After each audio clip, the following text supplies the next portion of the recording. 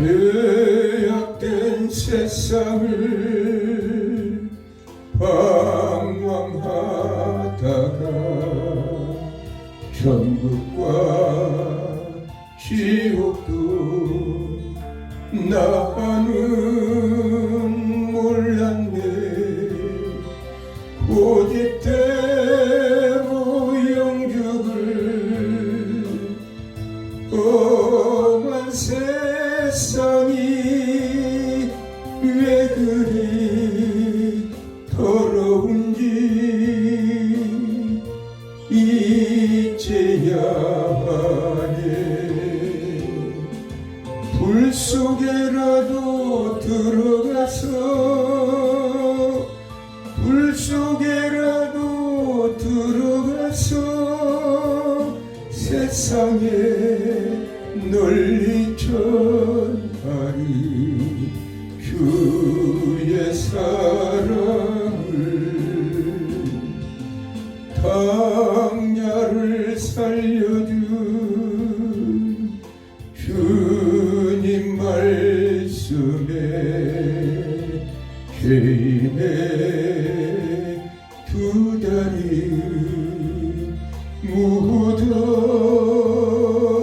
묻어두었네. 아들이여 일어나 내 손을 잡고 남은 몸 모든 영혼 바치라 하네. 불 속에라도 들어가서 불 속에라도 들어가서 세상에 널리 전하리 주의 사랑을. 골고다 언덕길 오르신 예수 휴수할 일꾼들 찾아 부르네. 거친 바다 험한 산 피가 맺혀도 십자가 내가 지고 끝내 이기니. 불 속에라도 들어가서 불 속에라도 들어가서 세상에 널리 전하리 주의 사랑을. 기도드리겠습니다. 사랑의 하나님 감사합니다. 오늘도 저희들을 이렇게 불러주셔서 아버지 하나님 하나님께 영광 돌릴 수 있도록 오늘 유튜브를 통해서 전 세계 만방에 하나님 말씀을 증거할 수 있는 복을 주심을 감사를 드립니다. 주라는 말씀 연구를 세우시니까 주님이시오니 하나님 나라와 영광과 복음을 내 아버지 주라는 말씀 연구니 더 귀하게 쓰임받을 수 있도록 특별히 세우신 주의 사자 김들 목사님께 성령의 아버지 하나님 두루마리를 펴주시고 철장 권세를 부어주시고 말씀의 검을 부어주셔서 아멘. 말씀이 선포될 때마다 하나님이 살아계심이 만방에 증거되고 주님의 뜻을 분별할 수 있는 놀라운 축복과 이적의 역사가 나타나게 주옵소서. 아멘. 또한 오늘 세워주셔서 기도에 관해서 하나님 특별히 하나님 말씀을 전하고자 하오니 이 말씀을 통해서도 영광 받으시고 기도를 통해 우리가 어떻게 하나님께 영광 돌리며 복된 삶을 살아야 될지 오늘 말씀을 통해서 배울 수 있도록 성령님 역사해 주시고 종을 성령의 도구로만 사용하여 주시며 전 세계에서 이 말씀을 아버지 하나님의 청정하는 많은 하나님의 권속들에게 마음을 열고 하나님의 놀라운 축복이 임하게 하여 주시옵소서. 아멘. 예수님의 이름으로 기도드립니다. 아멘. 오늘 하나님의 말씀은 시편 22편 3절입니다. 합독하겠습니다. 이스라엘의 찬송 중에 계시는 주여 주는 거룩하시니이다. 아멘. 오늘은 이제 그동안 했던 리더십을 마치고 기도에 대해서 특별히 좀 더 신학적으로 더 알고 또 우리가 삶 속에서 그 기도를 어떻게 적용해서 하나님께 응답을 받을 수 있는가에 대해서 말씀을 전하고자 합니다. 먼저 제일 전에 기도의 어원과 실체가 있는데요. 기도의 어원은 성경 속에 수많은 기도가 담겨 있습니다. 그렇지만 그 성경 기도에 대한 어떤 체계적인 이론 같은 것을 제시하지는 않았습니다.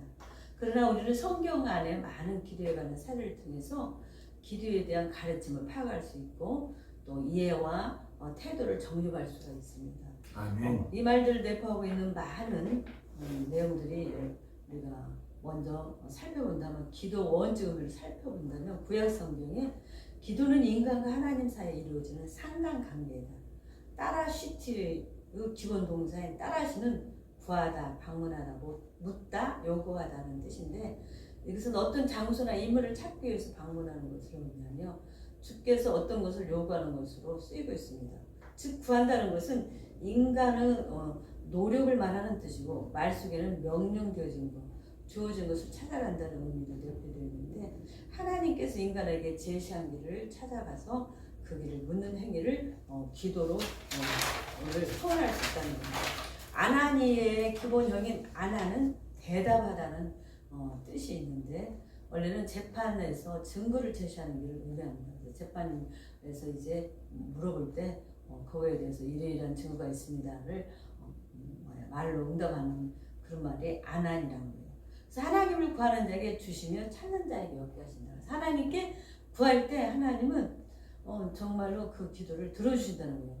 기도하다는 뜻은 히브리 단어가 최소한 12개는 존재하는데 기도라는 낱말이 신학적 어원으로 가장 많이 사용되는 상형어는 테필라, 그에 관련된 동사 팔랄이 있는데 중개하다, 중재하다, 조정하다, 하야하다, 중보하다, 기도하다. 또 헬라어 낱말 프루슈케라는 기도처, 에베를 따면 프루스 코마에라는 기도하다는 뜻을 봅니다. 그래서 종합해보면 그 뜻은 하나님과 인간의 관계에 함축되어 있음을 알 수 있으며 하나님과의 교통을 의미하고 있습니다. 구약 성경에서는 기도에 대한 히브리 어원을 살펴보면 아타르, 기도하다, 탄원하다, 간청하다를 의미합니다. 출애굽기 8장 30절에 나오는 단어에서는 번제를 때도 사용했다고 해요. 히브리 어원에 올라간다는 말로써 희생이 될 동물을 제단에 놓고 이제 태우면 그 연기가 하늘로 올라가서 하나님이 번제 그 향기를 흠양하시죠. 그래서 흠양하시고 맡으시고 그거를 하나님 번제를 받아주신다는 거예요. 그래서 팔날 중재하다, 개입하다, 하야하다, 중보하다, 기도하다를 의미하는데 이 단어도 84번이나 구약성에 나옵니다.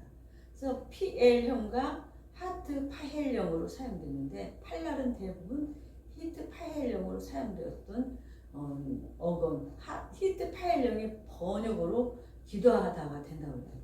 이 역시 예배 행위에서 드린다, 바친다는 의미가 포함되어 있습니다. 그리고 테필라는 명사인데 팔날에서 유래되었다고 해요.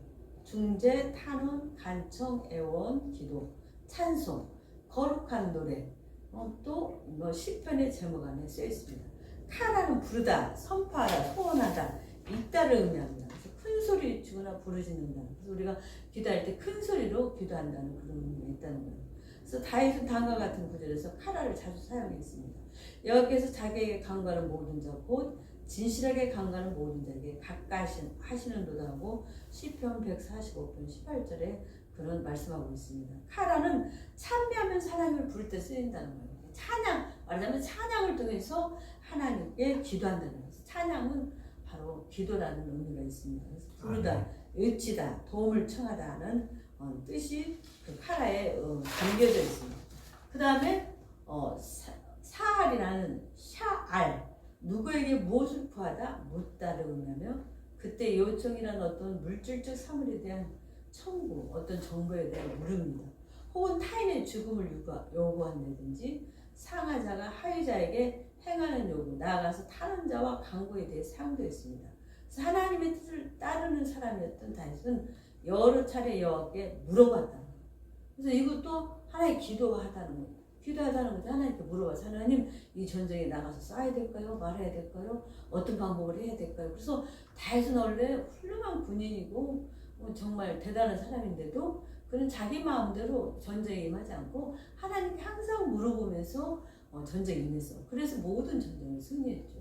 가끔 이제 실수한 적이 있었지만 어쨌든지 그래서 우리 성도의 삶도 하나님께 물어보고 무슨 일을 계획하고 할 때 하나님께 기도해보고 하나님께서 하라는 감동을 줄 때 해야지. 하나님은 아무런 대꾸도 없는 지 마음대로 했다가는 그 이제 사건이 벌어지는 거죠. 그래서 오늘 이렇게 그렇게 다윗은 그럼으로 인해서 모든 전쟁에서 백전백승이라는 놀라운 기적을 체험한 것이 바로 다윗입니다. 또 신약의 기도에 대한 헬라어 어원을 살펴보면 이데오, 요구하다, 청구하다 의미로 사용되었습니다. 마태복음 5장 42절, 또 사도행전 16장 29절 말씀입니다. 예수님께서도 이 말을 사용하셨어요. 특히 특이한 점은 예수님께서 자기 자신을 위해서가 아니라 다른 사람들을 위해 기도할 때 이 말을 사용하셨다는 거예요. 또 하나님께 대해서 제자들의 요구를 바라는 데 쓰셨어요. 프루슈코마와 확신과 자랑을 가지고 기도하다 사용되었습니다. 즉 하나님께만 기도한다는 의미가 강합니다. 또 엔팅카노, 만나다, 다가가다, 중재하다, 간청하다의 뜻으로 쓰이는데 또 엔툭시스, 대답, 면접, 청원, 기도에 쓰며 명사 엔룩시스는 신약성경에서 디모데 전서에만 2번 사용돼서 하나님께 드리는 기도를 의미합니다. 또 코노페타오, 무릎을 꿇는 것, 겸손과 경배의 표시이다. 또 유케, 기도, 맹세, 성원의 표시이다. 프루슈키에네오, 예배하다, 경의를 표하다, 경배하다, 땅에 입맞추는 것이라는 뜻이 있습니다. 이상에서 기도원은 찾아보고 이것을 정리한다면 기도란 청원, 탄원, 간원, 고백, 감사, 회상, 찬양, 숭배, 명상, 묵상, 중보, 예배, 회개, 간청, 교제 등의 의미를 포괄하고 있는 것입니다. 기도는 여러 가지 의미가 포함되어 있는 것을 오늘 이 말씀을 통해서 우리가 알 수가 있습니다. 또 기도의 실체, 중요한 게 이제 기도의 실체인데 위에서 아까는 기도의 어원을 따졌다면 두 번째로는 기도의 실체에 대해서 우리가 알아봐야 되겠어요. 기도의 실체는 뭐냐? 위에서 살펴본 대로 기도는 영을 가진 존재들이 인간이 그 영혼으로 호흡하는 것이며 하나님과 대하는 것이다. 그래서 우리가 호흡을 안 하면 우리는 죽잖아요. 그러니까 우리의 영혼이 호흡한다는 것은 영적으로 살아있는 사람은 하나님과 늘 기도하면서 하나님의 뜻을 구하고 하나님의 뜻대로 움직인다는 거예요. 그래서 기도는 영혼의 신실한 요구이며 사람의 본성이 하나님을 찬양하는 것이라고 할 수 있습니다.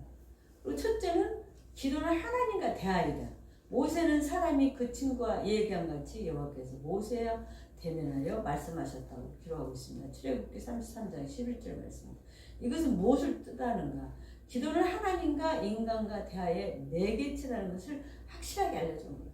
그래서 이게 통하는 그 통로가 뭐냐? 바로 하나님과 사람과 통하는 통로가 기도라는 거예요. 기도라는 매개체를 통해서 하나님 뜻을 알고 하나님도 김영수 목사가 무엇을 원하고 있구나. 그것을 하나님도 알 수 있다는 거예요. 아멘. 그래서 기도는 하나님과 인간의 대해 매개체는 것을 확실하게 알려주는 것이고 대화는 언제나 주고받는 데서부터 성립되는 거예요. 주고받지 않으면 대화가 안 된다는 거예요. 그래서 기도는 뭐냐? 또 대하다는 거예요. 서로 얘기하는 거. 얘기하면서 이런 마음을 가지고 있었구나. 또 우리는 하나님의 뜻이 여기 있었구나. 그걸 내가 몰랐구나 하고 깨닫게 되는 거예요. 또 잠언 기자는 의논이 없으면 경영이 파하고 모사가 많으면 경영이 성립하느니라. 잠언서 15장 22절. 이 말의 뜻은 사람이 그 어떤 일을 시작하기 전에 하나님께 기도해서 물어보는 것이 마땅한 일이에요. 당연한 일이라는 거예요. 그러니까 모든 그리스도인은 기도하지 않고 하면 그거는 그리스도인이라 할 수 없다는 거예요. 그건 당연히 해야 할 일이 기도라는 거예요.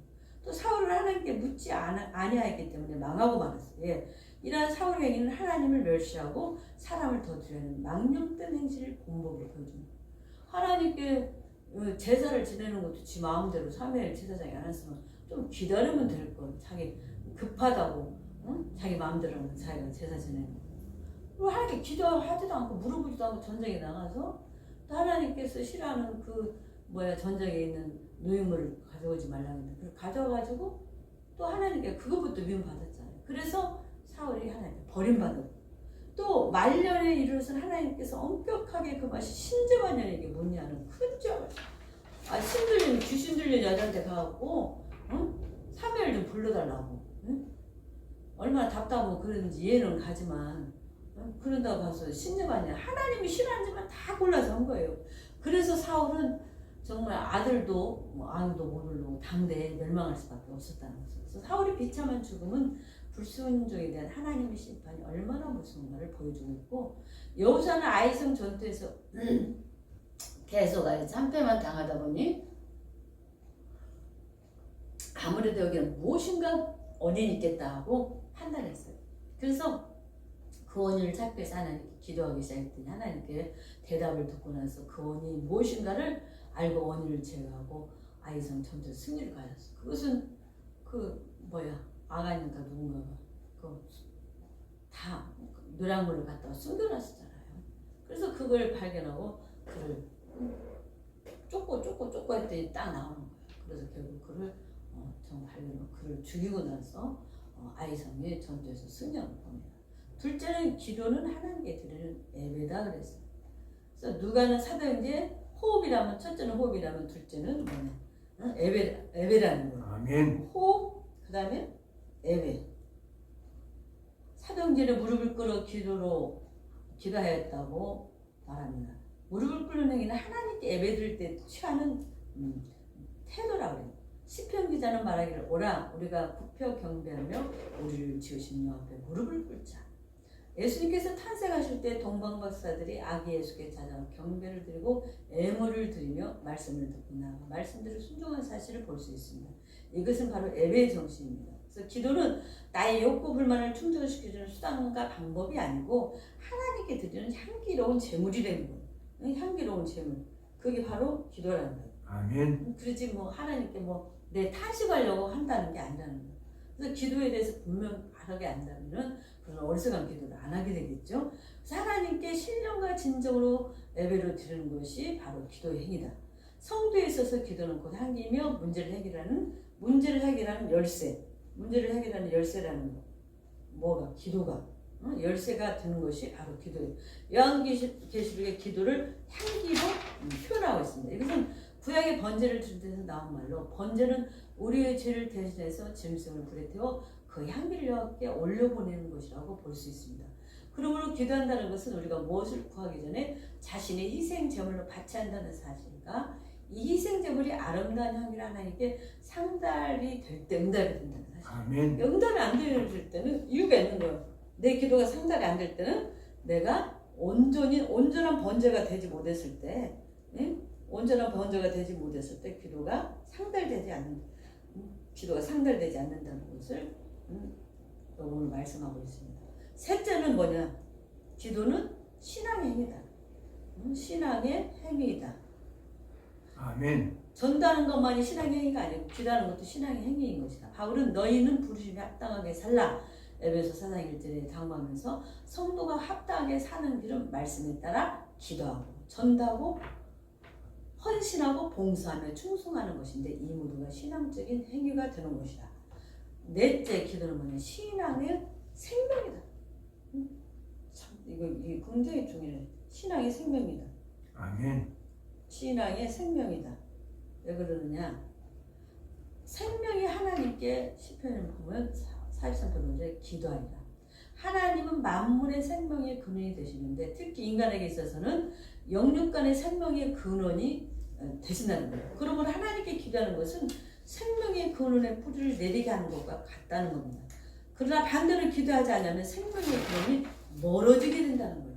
그래서 기도할 때 정말로 우리는 영적으로 살게 되고 기도할 때 우리는 하나님께 그 능력을 받게 되죠. 그래서 예수님께서 요한복음 15장 4절 6절에서 거하라. 이 말은 예수님과 영접한 연합과 교제를 계속 유지하는 것을 의미합니다. 구체적으로 이것은 예수님을 계속 신뢰하며 기도하고 그분의 말씀을 따라 살며 서로 사랑하는 것을 말한다.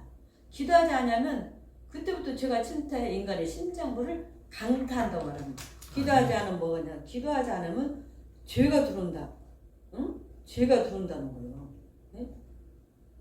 죄가 들어와서 우리 심장을 강타해 버린다는 거예요.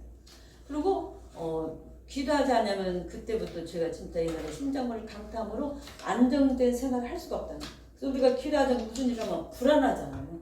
내가 기도도 안 해봤는데 기도도 않고 인간의 방법을 했다가는 큰 실책을 한다는 겁니다. 그래서 큰일을 앞에 두고는 우리는 늘 기도하면서 하나님 뜻이 어디 있는가를 살펴보고 그분의 뜻대로 움직여야 우리가 승리하지, 인간의 방법 내 계산으로 했다가는 항상 실패하는 것을 우리는 늘 체험하고 있어요. 그래서 아무리 건강한 사람일지라도 숨을 쉬지 않고 살 수 없는 것처럼 기도하지 않는 영혼은 죽고만 있습니다. 다시 말하면 호흡은 인간들의 육체와 생명을 잔다면 기도는 성도들의 신앙의 생명과 영혼의 생명을 생명을 좌우한다는 거예요. 기도가 이만큼 중요하다는 것을 오늘 말씀하고 있습니다. 그래서 기도하지 않은 성도는 살았다는 이름을 가졌으나 실상은 죽은 자. 기도하지 않으면 죽은 자라는 거예요. 기도하지 않으면 죽은 자다. 그 다음에 다섯째 뭐냐? 기도는 승리의 비결이다. 승리의 비결이다. 성도가 이길 수 있는 것은 오직 기도는. 그래서 다윗이 수없는 전쟁을 해가면서 왜 하나님께 기도하고 그러느냐? 그 기도할 때 하나님이 지혜를 주고 하나님의 인담을 따라하니까 백전백승. 하나님은 저 우주에서 다 바라보고 있고 우리 인간은 밑에서 있는데 아무리 전투력이 뛰어나다 해도 하나님이 보는 것하고 사람이 보는 건 틀리죠. 그래서 기도는 승리의 비결이라는 거예요. 기도는 특별히 악의 세력을 끊는다고 해요. 악의 세력을 이길 수 있어요. 그 다음에 이기는 비결. 그 다음에 뭐냐? 기도는 시험을 예방하는.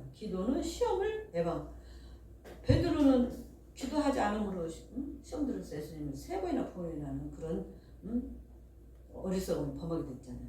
시험을 이기게 한단 말이에요. 이기게 한다.